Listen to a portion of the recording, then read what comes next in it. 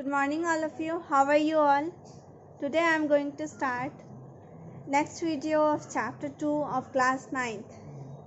हम लोगों ने लास्ट क्लास में प्लाज्मा मेम्ब्रेन के बारे में पढ़ा था, तो अब उसका एक फीचर है सेलेक्टिवली परमिएबल।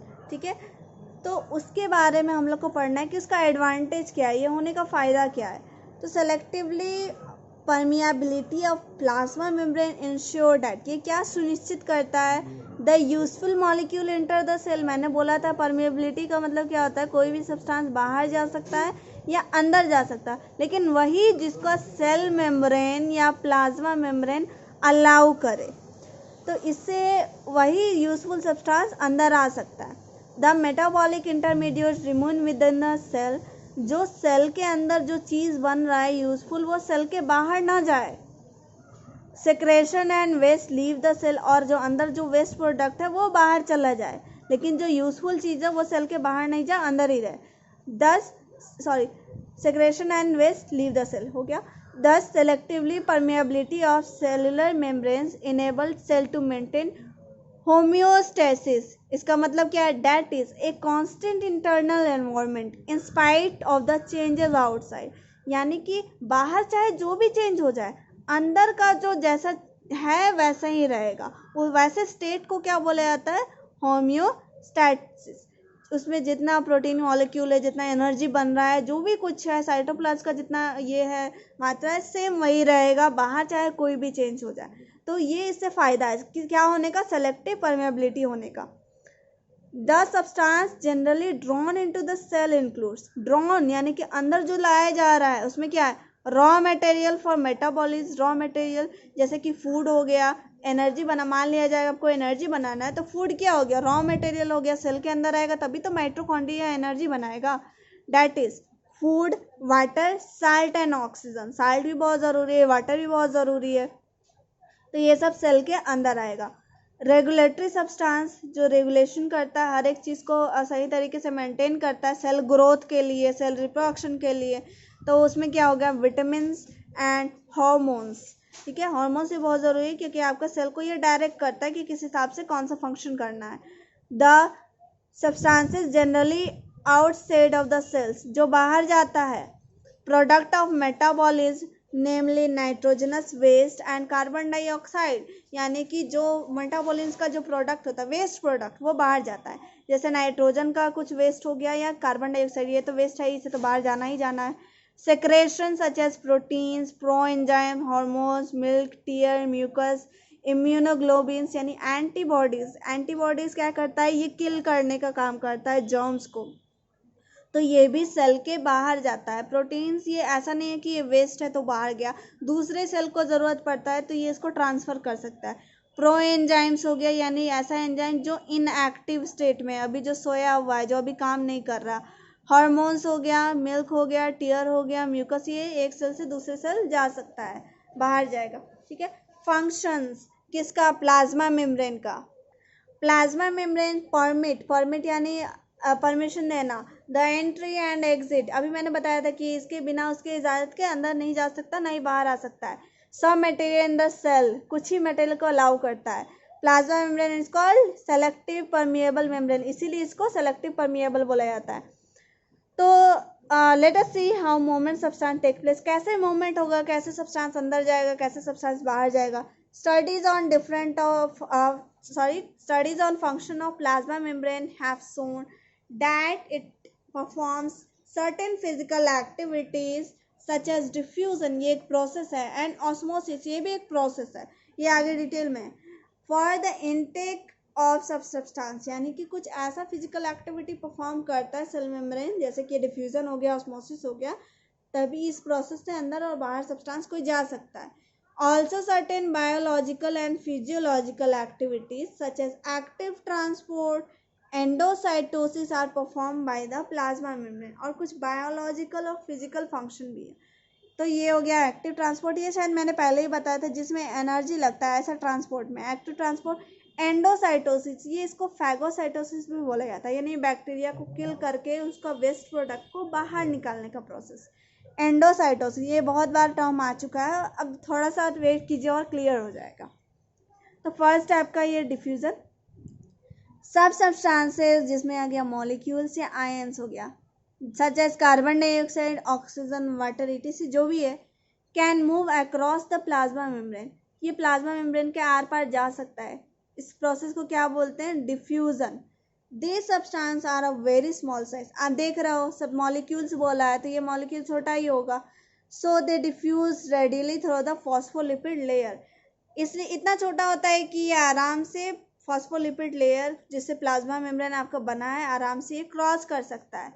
ठीक है, टू अंडरस्टैंड दिस प्रोसेस हमें क्या करना है? एक्टिविटी परफॉर्म करना है। देखते हैं।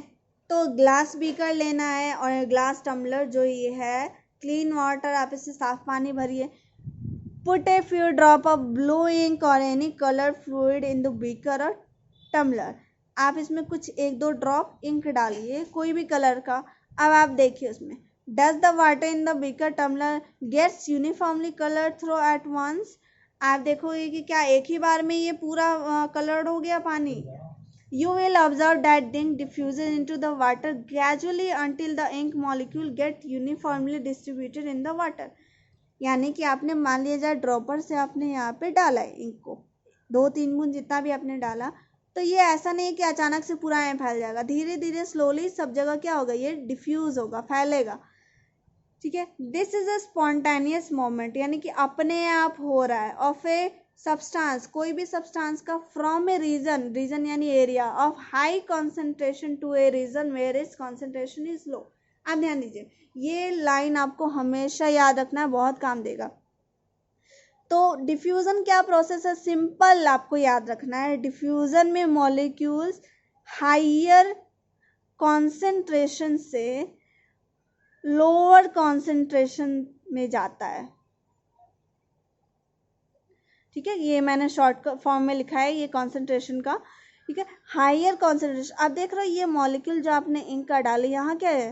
High concentration. इसका अपने मॉलिक्यूल्स का, दूसरे का नहीं, इसका अपने मॉलिक्यूल्स का हाई कॉन्सेंट्रेशन से लो कॉन्सेंट्रेशन। हाई कहाँ है? यहाँ है। लो कहाँ है? इसके आसपास आप देख रहे होगे। तो ये क्या होगा? धीरे धीरे ये फैलना शुरू करेगा, मूवमेंट होगा इसका। तो देख रहे हो धीरे धीरे हर एक इक्वली ये डिस्ट्रीब्यूट हो गया। तब तक ये प्रोसेस होगा हाई टू लो, तब तक जाएगी जब तक दोनों जगह का कॉन्सेंट्रेशन सेम ना हो जाए, तब तक डिफ्यूजन का प्रोसेस होता रहेगा। तो diffusion is the process of movement of molecules या ions from their higher concentration to their lower concentration. हो गया, ये डेफिनेशन भी हो गया, एक्टिविटी भी हो गया। तो ये representation of diffusion which is the movement of molecule ion from an area of higher concentration to the region of lower concentration. तो ये डिफ्यूजन का डेफिनेशन भी हो गया। नेक्स्ट क्या है? Diffusion is a spontaneous moment, यानी कि डिफ्यूजन क्या है? अपने आप होने वाला मोमेंट है।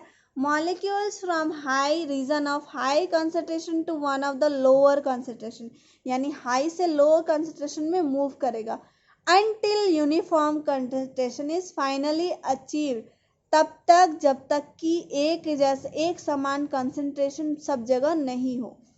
Diffusion is faster in gaseous phase than in liquid and in solid, यानी कि सबसे फास्ट किस में होता है डिफ्यूजन? गैस में, उसके बाद कहाँ? लिक्विड में, उसके बाद कहाँ? सॉलिड में। यानी कि सबसे स्लो किस में हो गया? सॉलिड में। Something similar to diffusion of ink in activity 2.3 happen in the cell, यानी कि कुछ मिलता जुलता चीज़ जैसे कि अभी आपने एक्टिविटी में इंक के साथ किया, वैसा कुछ सेल में भी होता है। जैसे कि एग्जांपल ले ले, gas carbon dioxide gets accumulated in high concentration inside a cell, यानी कि आप कोई सेल देख लो जिसके अंदर कार्बन डाइऑक्साइड का परसेंटेज काफ़ी ज़्यादा है। क्योंकि आप देखो रेस्पिरेशन में क्या होता है? एनर्जी, ऑक्सीजन आप लेते हो और कार्बन डाइऑक्साइड रिलीज करते हो। वो कार्बन डाइऑक्साइड कहाँ से आता है?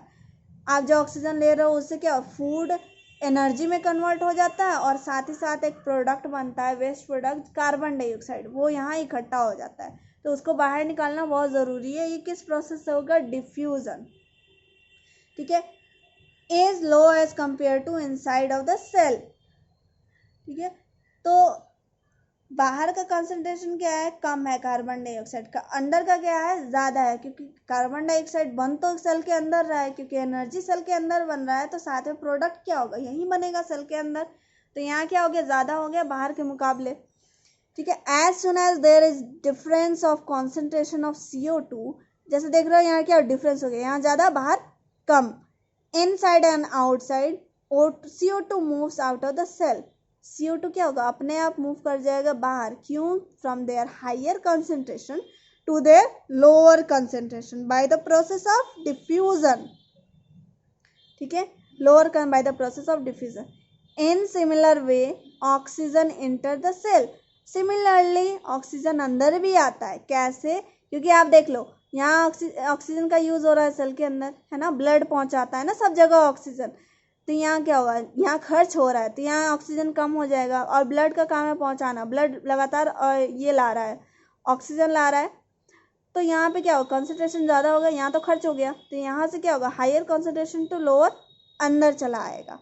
ठीक है, O2 enters the cell, तो अमीबा का यहाँ डायग्राम से बताया गया है। ठीक है, by the process of diffusion when the level of concentration oxygen inside the cell decreases.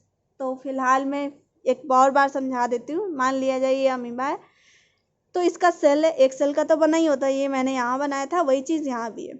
अब देखिए amoeba cell, more O2 in water diffusion into the cell, पानी ये कहाँ रहता है, पानी में अमीबा, बाहर क्या है, ऑक्सीजन ज़्यादा है, अंदर क्या है, less O2 in the cell, क्यों, क्योंकि oxygen used up in respiration, oxygen क्या हो रहा है, रेस्पिरेशन के प्रोसेस में, यानी एनर्जी बनाने के प्रोसेस में यूज़ हो रहा है, तो अंदर कम हो गया, यहाँ खर्च हो रहा है, और बाहर ज़्यादा है पानी में, तो क्या हो गया, डिफ्यूजन के प्रोसेस से ऑक्सीजन अंदर चला आएगा। अभी क्या है, यहाँ सेम वही रेस्पिरेशन के प्रोसेस में एनर्जी के साथ साथ कार्बन डाइऑक्साइड भी बनता है, तो यहाँ क्या है, ज़्यादा हो गया बाहर के मुकाबले में, क्योंकि बाहर देखो हवा में 0.03% है, तो यहाँ क्या होगा, उसके मुकाबले काफ़ी ज़्यादा होगा, तो क्या होगा, यहाँ से बाहर चला जाएगा carbon dioxide, diffused out of the cell, less CO2 in water around the cell, बाहर क्या है, कम है कार्बन डाइऑक्साइड। आई होप ये आपको डिफ्यूज़न क्लियर हो गया होगा। ठीक है, नेक्स्ट वीडियो में हम लोग ऑस्मोसिस से पढ़ेंगे, दोनों बहुत इंपॉर्टेंट, पूरे चैप्टर में बहुत इंपॉर्टेंट है दोनों टॉपिक, डिफ्यूज़न और ऑस्मोसिस, ये आपको क्लियर रहना चाहिए, आगे के क्लास में भी काम देगा। तो इतना तक आप ध्यान में रखिएगा, बाकी का नेक्स्ट वीडियो में।